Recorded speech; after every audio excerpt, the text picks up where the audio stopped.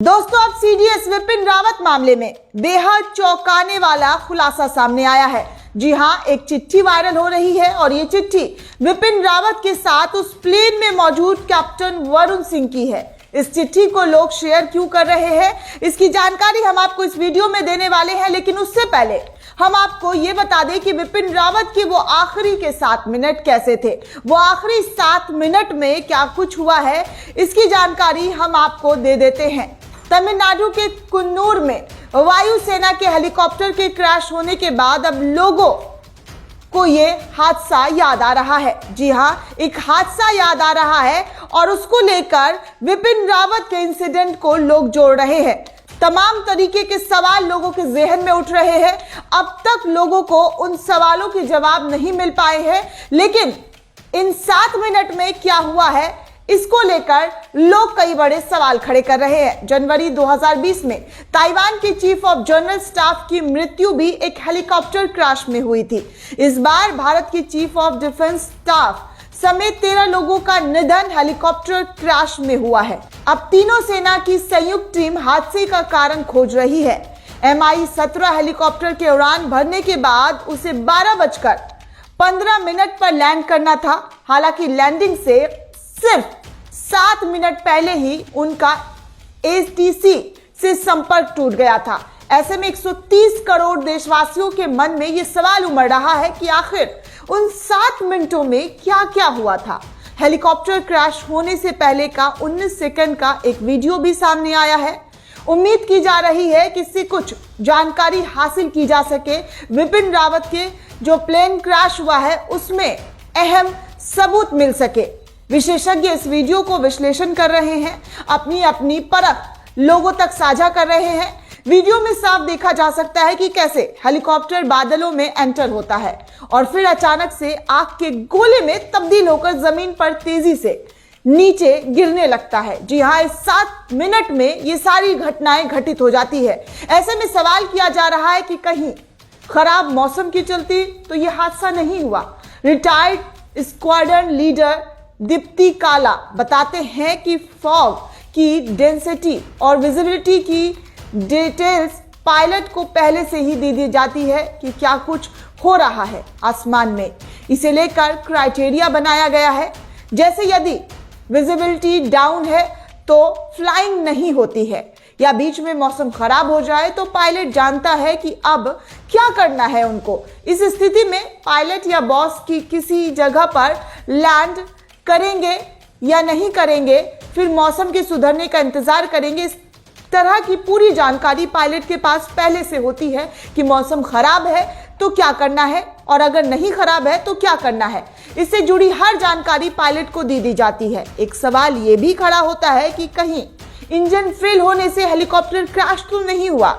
इस पर retired group captain Amitabh Ranjan का कहना है, उनका मानना है कि Mi-17 हेलीकॉप्टर की खास बात यह है कि इसका एक इंजन भी इतना शक्तिशाली होता है कि आप कहीं से भी निकल कर आ सकते हैं, बचकर आ सकते हैं, लैंड कर सकते हैं। ये 2 इंजन वाला हेलीकॉप्टर होता है जिसमें दोनों इंजन एक साथ काम करते हैं। इसमें यह भी होता है कि इमरजेंसी के समय एक ऑफ होगा फिर दूसरा ऑन हो जाता है। इस तरह की तकनीकी इस हेलीकॉप्टर में होती है। अमिताभ रंजन आगे कहते हैं कि Mi-17 हेलीकॉप्टर के दोनों इंजन एक साथ बंद नहीं होते हैं, एक पहले बंद होता है फिर दूसरा बाद में। जहाज के उड़ने से पहले उसकी सैंपलिंग की जाती है, पूरी सुरक्षा का मुहैया किया जाता है। यदि किसी जगह से फ्यूल में ऐसे तत्व आ गए या एक इंजन बंद हो गया तो दूसरा इंजन बंद नहीं हो सकता है। इस तरह 3 साल तक वायुसेना के Mi-17 V5 हेलीकॉप्टर उड़ानों का अनुभव रखने वाले retired group captain Amitabh Ranjan ने इंजन की खराबी से क्रैश होने के कारण को सिरे से निकाल दिया है। उन्होंने साफ तौर पर यह कहा है कि ये एक्सीडेंट नहीं हो सकता है, यह हादसा नहीं हो सकता है। अब ऐसे में लोगों के मन में यह सवाल उठ रहा है कि आखिर उस आखिरी 7 मिनट में क्या हुआ होगा, जिसकी जांच वायुसेना की तरफ से एयर मार्शल मानवेंद्र सिंह की अध्यक्षता में बनी टीम कर रही है। सवाल अभी भी बरकरार है, आखिर 7 मिनट में ऐसा क्या हुआ जो हेलीकॉप्टर क्रैश की वजह बन गया। अचानक 7 मिनट में जब लैंड करना था तो आग कैसे लग गया? इसका जवाब वायुसेना की ओर से एयर मार्शल मानवेंद्र सिंह की अध्यक्षता में बनी टीम खोज रही है। अब सभी उम्मीदें हेलीकॉप्टर के ब्लैक बॉक्स पर टिकी हुई है, वही ब्लैक बॉक्स जो ऑरेंज कलर का दिखता है। दरअसल किसी भी विमान हेलीकॉप्टर के सारे राज अधिकतर उसमें मौजूद इस ब्लैक बॉक्स में छिपे होते हैं। 70% तक हर क्रैश की वजह ब्लैक बॉक्स बता देता है कि किस तरह से क्रैश हुआ है प्लेन। ऐसे में कुन्नूर हेलीकॉप्टर हादसे में उठ रहे अनेकों सवालों के जवाब भी ये ब्लैक बॉक्स दे सकता है। Retired group captain Amitabh Ranjan इस हादसे को लेकर कहते हैं कि मेरे अनुभव के अनुसार अगर मैं बात करूं तो हेलीकॉप्टर उड़ता हुआ जमीन में गिरा है। Mi-17 हेलीकॉप्टर की फ्यूल कैपेसिटी 26,000 लीटर होती है। ये 800 लीटर प्रति घंटे फ्यूल इस्तेमाल करता है। हेलीकॉप्टर के टेक ऑफ और क्रैश के मध्य बस 15 मिनट का समय था। ऐसे में फ्यूल खर्च बेहद कम था।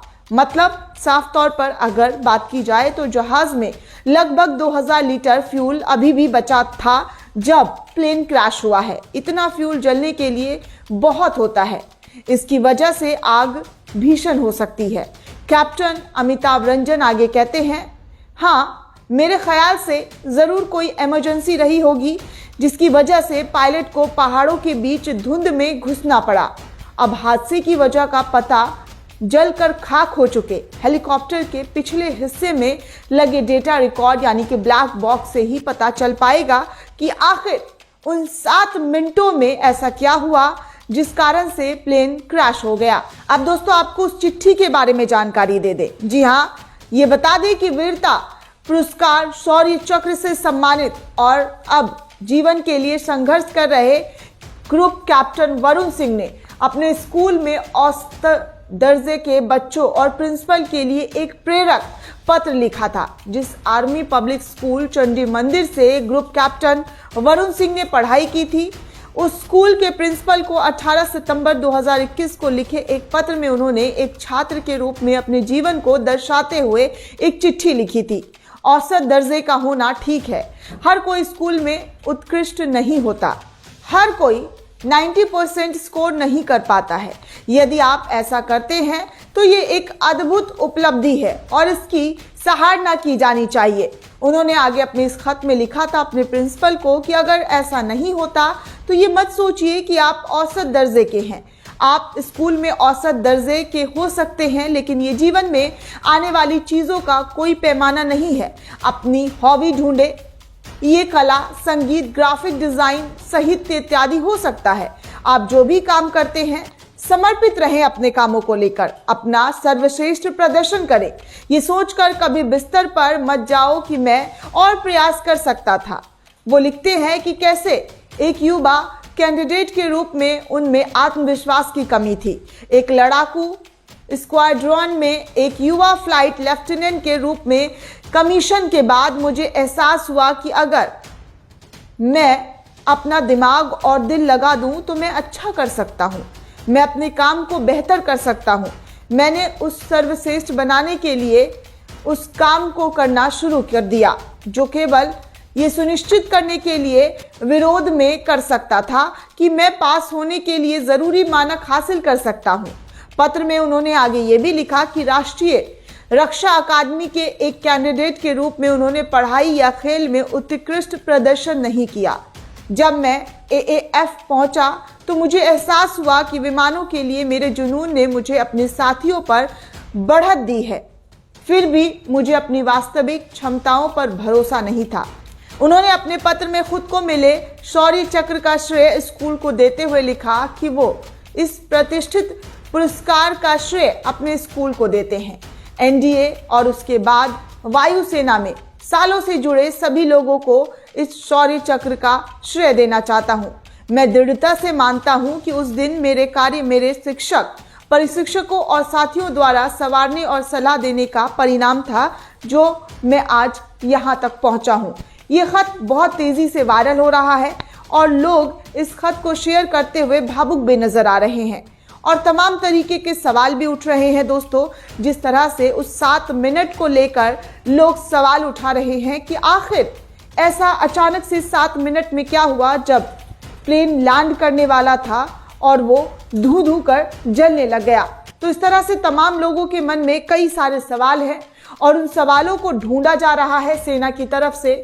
और जैसे वो सवाल मिलते हैं हम आपको पल पल की वो जानकारी देंगे। तब तक के लिए देखते रहे द नेशन और साथ ही साथ द नेशन को सब्सक्राइब करना बिल्कुल भी ना भूलें।